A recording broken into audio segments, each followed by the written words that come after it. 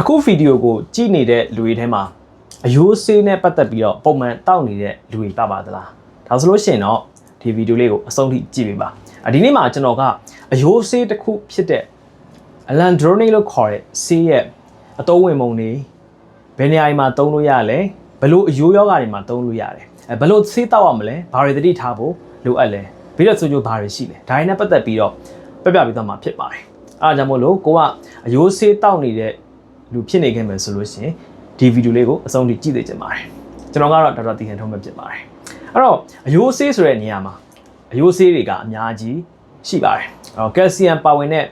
ယိုးဆေးရှိတယ်နောက်ဗီတာမင် D ပါဝင်တဲ့ဒီအယိုးဆေးရှိတယ်အဲ့ဒါလိုပဲအခုကျွန်တော်ပြမယ် Alandrone လို့ခေါ်တဲ့ဆေးပါဝင်တဲ့ဒါအယိုးဆေးတွေလည်းရှိပါတယ်နော်အဲ့တော့သုံးတဲ့ရည်ရွယ်ချက်တွေလည်းမတူပါဘူးတခါတလေမှာ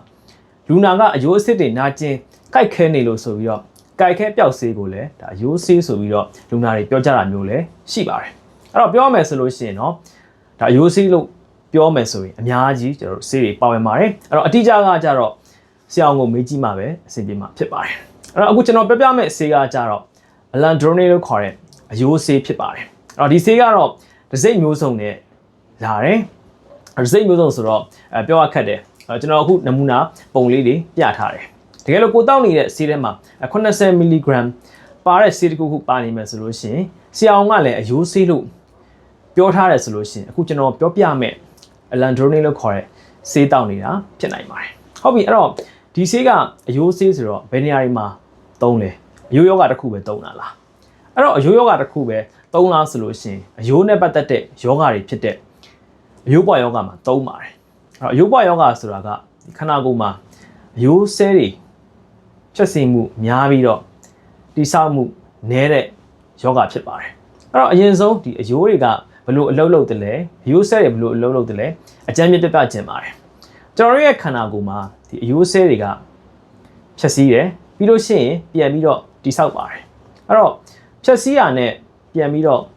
တိဆောက်တာကအမြဲလို့ဖြစ်နေတာဖြစ်ပါတယ်အဲ့တော့ဆဲအနေနဲ့ပြောမှဆိုလို့ရှိရင်တော့ osteoclast နဲ့ osteoblast ဆိုပြီးတော့ဒီအယိုးဆဲတွေရှိပါတယ်အဲ့တော့ဒီဆဲတွေကရိုးကိုတိဆောက်တဲ့နေရာမှာအယိုးကိုဖြတ်စည်းတဲ့နေရာမှာပါဝင်ပေးတာဖြစ်ပါတယ်အဲ့တော့အယိုးပွားယောဂဖြစ်ပြီဆိုလို့ရှိရင်အယိုးမှာကျွန်တော်တို့အယိုးဆဲတွေနည်းသွားပြီးတော့ပွားပြီးတော့အလွယ်တကူချော်လဲရနဲ့ကျိုးကြတာဖြစ်စေပါတယ်အဲ့တော့ပြောမယ်ဆိုရင်ဒီဆေးကအယိုးပွားယောဂတွေမှာသုံးပါတယ်အမျိုးသမီးတွေမြည့်ရသွေးဆုံးပြီးချိန်မှာအယိုးပွားယောဂဖြစ်နိုင်တယ်အမျိုးသားတွေဆိုလို့ရှိရင်လည်းအသက်ကြီးလာတဲ့အခါမှာအယိုးပွားယောဂဖြစ်နိုင်တယ်အဲ့တော့အယိုးပွားယောဂကိုကုသဖို့အတွက်သုံးနိုင်တယ်ကြိုတင်ကာကွယ်ဖို့အတွက်လည်းသုံးနိုင်ပါတယ်ဒါပြင်မှာနောက်ထပ်ယောဂတစ်ခုအနေနဲ့ဆိုလို့ရှိရင်တော့ဒီ Paget disease of bone လို့ခေါ်တဲ့ဒီအယိုးယောဂဖြစ်ပါတယ်အဲ့ဒီယောဂကဘာလဲဆိုရင်အလွယ်ပြောမယ်ဆိုလို့ရှိရင်အယိုးပြောတဲ့ယောဂပဲဖြစ်ပါတယ်အဲ့တော့ဒီယောဂမှာလည်းပဲအခုကျွန်တော်ပြမဲ့ Alandrone ကိုသုံးလို့ရပါတယ်တကယ်လို့ကိုတောက်နေတဲ့ဆေးထဲမှာ80 mg ပါတဲ့ဆေးရှိနေမယ်ဆိုလို့ရှိရင်အခုကျွန်တော်ပြမဲ့ဆေးဖြစ်ကောင်းဖြစ်နိုင်ပါတယ်ဟုတ်ပြီအဲ့တော့ဒီဆေးကဒီလိုယောဂတွေမှာသုံးတယ်အဲ့တော့ဒီဆေးကိုကျွန်တော်တို့တောက်တော့မယ်ဆိုလို့ရှိရင်ဘယ်လိုအချက်တွေတတိထားဖို့လိုအပ်လဲအဲ့တော့ဒီဆေးကတောက်တဲ့ပုံစံလေးကထူးခြားမှုတစ်ခုရှိပါတယ်အဲ့တော့ဘာထူးခြားလဲဆိုလို့ရှိရင်ဒီဆေးကိုတောက်ပြီးတဲ့အချိန်မှာကျွန်တော်တို့ကလှဲအိတ်လို့မရပါဘူးအဲ့တော့လှဲအိတ်လို့မရဘူးဆိုလို့ရှိရင်ဘာလုပ်ရမလဲဆိုလို့ရှိရင်ထိုင်လို့ရတယ်မတ်တက်ရက်လို့ရတယ်အနည်းဆုံးဒီဆေးကိုတောက်ပေးရနဲ့အနည်းဆုံးနိုင်ဝက်လောက်ထိုင်တာသို့မဟုတ်နိုင်ဝက်လောက်မတ်တက်ရက်တာလောက်အောင်မှာဖြစ်ပါတယ်ဆေးတောက်ပြီးခြင်းမှာလုံးဝလှဲအိတ်လို့မရပါဘူးတကယ်လို့လှဲအိတ်ချင်တယ်ဆိုလို့ရှိရင်ဆေးတောက်ပြီးအနည်းဆုံးနိုင်ဝက်ကြာမှလှဲအိတ်ပါချက်ချင်းကြီးလှဲမအိတ်ပါနဲ့အဲ့တော့ဒါကဒီဆေးတောက်တာရဲ့ထူးခြားချက်ဖြစ်ပါတယ်နောက်တစ်ခုကထူးခြားချက်အနေနဲ့ပြောရမယ်ဆိုလို့ရှိရင်ဒီဆေးကတပတ်မှတစ်ချိန်ပဲတောက်ရတာဖြစ်ပါတယ်အဲ့တော့တစ်လားတောက်မှဆိုလို့ရှိရင်၄ချိန်တောက်မှာဖြစ်ပါတယ်တစ်လားကို၄ချိန်တောက်မှာဖြစ်ပါတယ်အဲ့တစ်ခါတောက်လို့ရှိရင်80 mg တောက်မှာဖြစ်ပါတယ်ဒါအပြင်မှာဒီဆေးကိုတောက်တော့မယ်ဆိုလို့ရှိရင်ကောင်းတာကအစာမရှိတဲ့အချိန်မှာ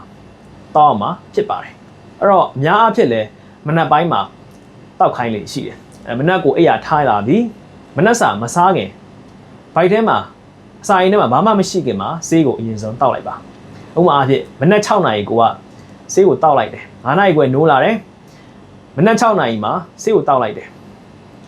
6နာရီနေစပြီးတော့6နာရီအခွဲ6နာရီခွဲအတွင်းမှာလက်မအိပ်ပါနဲ့ထိုင်တာတော့မဟုတ်မတည့်ရတာပြုတ်လို့ပါ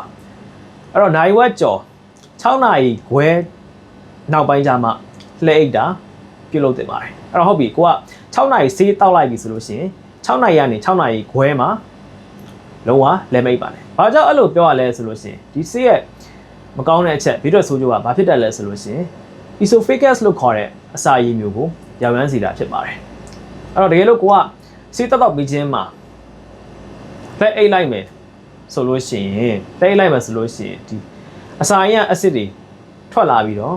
့ဒီအစာရည်မျိုးမှာခုနကကျွန်တော်ပြပြတဲ့ esophagus လို့ခေါ်တဲ့အစာရည်မျိုးမှာနာကျင်မှုဖြစ်တာအနာဖြစ်တာဒါမျိုးတွေဖြစ်နိုင်ပါတယ်အားကြောင့်မလို့အနည်းဆုံးနိုင်ဝက်ကြာမှာလက်အိတ်ခိုင်းတာဖြစ်ပါတယ်ဒါသည်ဒီဆေးရဲ့ထူးခြားတဲ့အချက်ဖြစ်ပါတယ်နောက်တစ်ထူးခြားတဲ့အချက်အနေနဲ့ပြောမယ်ဆိုရင်တော့ဒီဆေးကိုစုပ်ယူမှုအားကောင်းမှုအတွက်ဆေးတောက်ပြီးခြင်းမှာ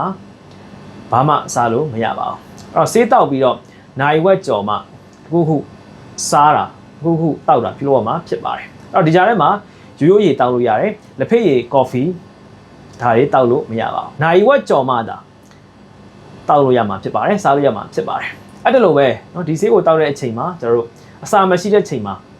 တောက်တာအကောင်းဆုံးဖြစ်ပါတယ်ဒါအပြင်မှာဆေးကိုတောက်မယ်ဆိုလို့ရှိရင်ရေကိုခက်များတောက်ဖို့လိုအပ်ပါတယ်အဲ့တော့ရေတဖန်ကွက်အပြည့်ဖြည့်ပြီးတော့ရေကလည်းပဲဘာမှမရောထားဘဲနဲ့ရိုးရို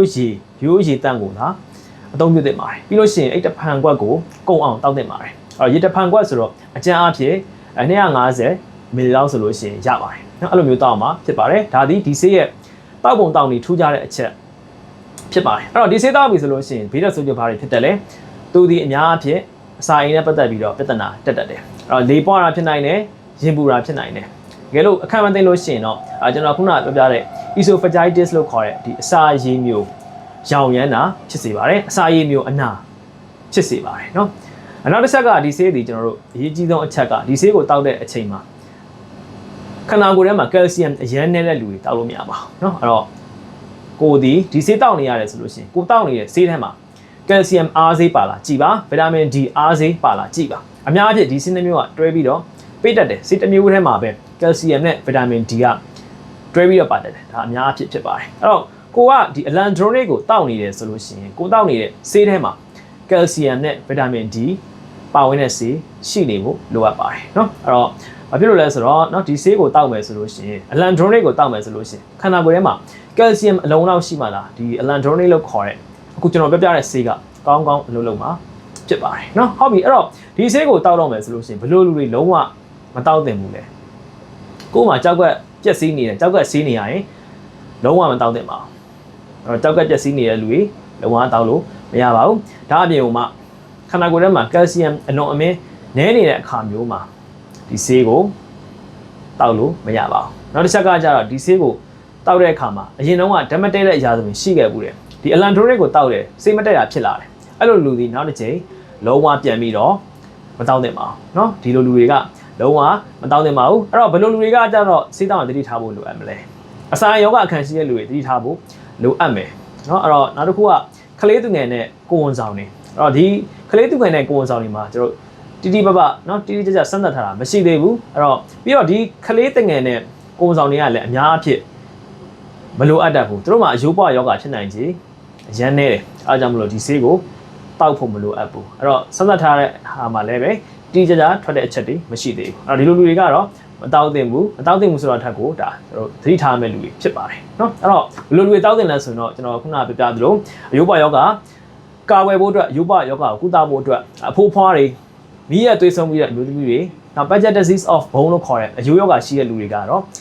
တောက်သင့်ပါတယ်เนาะအဲ့တော့ဒါဒီကျွန်တော်ဆေးရဲ့ဘယ်လိုတွေလုံးဝမတောက်သင့်ဘူးလဲဘယ်လိုလူတွေသတိထားမလဲဘယ်လိုတောက်ရမလဲဆိုတာကိုပြပြပေးသွားတာဖြစ်ပါတယ်เนาะအဲ့တော့ဒီဆေးကိုတောက်မယ်ဆိုလို့ရှိရင်အများအဖြစ်ဒီဆေးကအခဲပုံစံနဲ့လာတယ်80 mg ပါဝင်တာဖြစ်ပါတယ်တခါတလေမှာရေစုဆေးပြားပုံစံနဲ့လည်းတွေ့နိုင်တယ်တချို့တွေအတွက်ဆိုလို့ရှိရင်ဒီမျိုးချရခတ်တဲ့လူတွေအတွက်ဆိုလို့ရှိရင်တော့ဒါအရေးပုံစံနဲ့လာတာမျိုးလည်းရှိပါတယ်အားကြောင့်မလို့ကိုကဆေးတောက်တဲ့ခါမှာပဲဖြစ်ဖြစ်တစ်ခုခုစားတဲ့ခါမှာပဲဖြစ်ဖြစ်မျိုးချတဲ့နေရာမှာအခက်အခဲရှိတဲ့လူဆိုလို့ရှိရင်เนาะဒီဆေးကိုတောက်ဖို့အတွက်ကျွန်တော်ဆရာဝန်နဲ့တေချာတိုင်ပင်ဖို့လိုအပ်ပါတယ်เนาะအဲ့တော့အဲ့ခါမှာဆိုရင်ဆရာဝန်တွေကအရေးပုံစံဆေးကို ပြောင်းပြီးတော့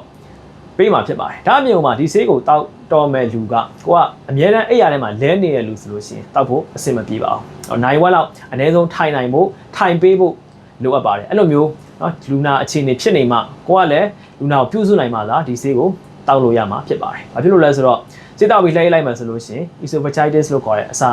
ရေမျိုးကိုထိခိုက်စေလို့ပဲဖြစ်ပါတယ်နော်အဲ့တော့အယိုးဆေးဆိုတာကကျွန်တော်တို့နော်အသုံးလည်းများကြတယ်ခေါင်းစဉ်တော့အမျိုးမျိုးတက်ကြတယ်ရှင်းမှာကျွန်တော်ပြောခဲ့သလိုအလန်ဒရိုနစ်ပါတယ်ကယ်လ်ဆီယမ်ပါတယ်ဗီတာမင် D ပါတယ်နောက်အကက်ခဲပြောက်ဆေးဒါတွေကိုလည်းဒါလူနာတွေကအယိုးဆေးဆိုပြီးတော့လွယ်ပြောနေကြတာရှိတယ်အဲ့တော့တကယ်လို့ကိုကအယိုးဆေးတွေတောက်နေရတယ်ဆိုလို့ရှိရင်ဆရာဝန်တွေကိုသေချာမေးပါဘယ်ဆေးကဘာအတွက်တောက်ရတာလဲဘယ်လိုဆေးရဆိုလို့ရှိရင်ချက်ချင်းရက်ဖို့လိုအပ်လဲဘယ်လိုဆေးတွေကတော့ဆွဲတောက်ဖို့လိုအပ်လဲဒါတွေကိုသေချာမေးပါဥပမာအဖြစ်ကက်ခဲပြောက်ဆေးတွေဆိုလို့ရှိရင်ဒါအများအဖြစ်နာမတောက်ရတာဖြစ်ပါတယ်မနာရင်တောက်ဆရာမလိုဘူးဆွဲတောက်ဆရာလည်းမလိုဘူးအခက်မသိလို့ရှိရင်ဆွဲတောက်မိမယ်ဆိုရင်အကြောက်ကထိကြိုက်တာအစာရင်ထိကြိုက်တာနှလုံးထိကြိုက်တာအခက်မသိဓာတ်မတည့်တာဒါမျိုးတွေဖြစ်နိုင်ပါတယ်နော်ဟုတ်ပြီအဲ့တော့ခုကျွန်တော်ပြောပြတဲ့အလန်ဒရိုနစ်ဆိုလို့ရှိရင်ဒါအများအဖြစ်ဆွဲတောက်ရတာများပါတယ်တစ်ပတ်ကိုတစ်ခါတောက်ရပါတယ်နော်ဟုတ်ပြီအဲ့တော့ဗီဒီယိုလေးကိုအဆုံးထိကြည့်ပေးရတဲ့အတွက်လည်းအားလုံးကိုကျေးဇူးအများကြီးတင်ပါတယ်တကယ်လို့ဒီဗီဒီယိုလေးကအကျိုးရှိတယ်ဆိုလို့ရှိရင်အောက်မှာ yes လို့မှန်သွားပြီပါသိချင်တာရှိလို့ရှိရင်လည်း comment မှာမေးလို့ရပါတယ်ကျွန်တော်တက်တက်ချင်းများတော့ဖြည့်ပေးပါတယ်တကယ်လို့မဖြည့်နိုင်တာရှိတယ်ဆိုလို့ရှိရင်လည်းနောက်ဗီဒီယိုတွေမှာကျွန်တော်ဒီ comment တွေကိုစုပြီးတော့ဗီဒီယိုပြန်လုပ်ပေးရရှိပါတယ်အားကြောင့်မလို့ channel လေးကိုလည်းမျက်စောက်မျှော်အားပေးကြပါအောင်လို့ပြောရင်းနဲ့ကျွန်တော်ရဲ့ဗီဒီယိုလေးကိုဒီကုန်းချုပ်ပြရစီအားလုံးကိုကျေးဇူးတင်ပါတယ်